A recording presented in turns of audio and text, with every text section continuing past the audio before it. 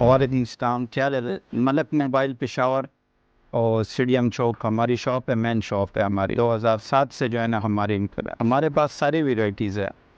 Techno ہے، Infinix ہے، Samsung ہے، ویوو ہے، اوپو ہے، ریڈمی ہے. یوز میں بھی کرتے ہیں اور فریش میں بھی کرتے ہیں. یوز میں جو ہے نا زیادہ تر آئی فون کام کرتے ہیں، اور فریش میں جو ہے نا فریش میں ساری ویرائٹی ہمارے پاس اویلیبل ہے. بھائی زیادہ تر جو ہے نا آج کل کمپٹیشن ہو گئی ہے، ہر کوئی یہی چاہتا ہے کہ ہمارا پروڈکٹ زیادہ سے زیادہ بکے، ہر کوئی یہی چاہتا ہے.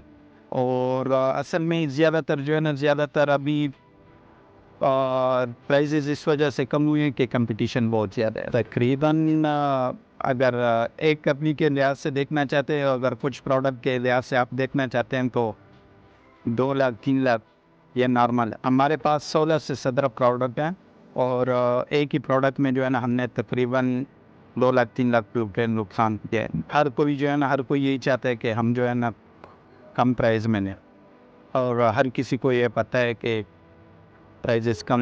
یار یہ بات میں آپ کو کہوں گا کہ زیادہ تر جو ہے نا ہمارے پاکستانی عوام جو ہے نا وہ لو پرائز میں تقریباً 50,000 کے لگ بھگ جو ہے نا یہ پروڈکٹ زیادہ بکتا ہے.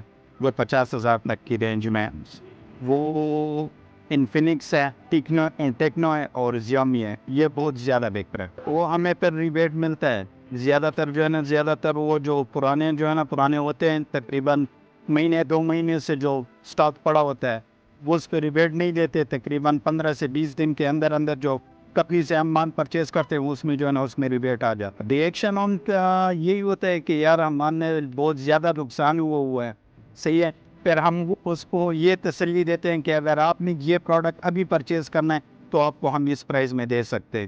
پھر اس کو جو ہے نا تھوڑی سی تسلی مل جاتی ہے کہ یار ہمارے پروڈکٹ جو ہے نا ہماری پرائزز جو ہے نا بہت زیادہ کم ہو گئی ہے. تو اس ٹائم کی بات تو الگ ہے، اس ٹائم جو ہے نا کام اچھے تھے.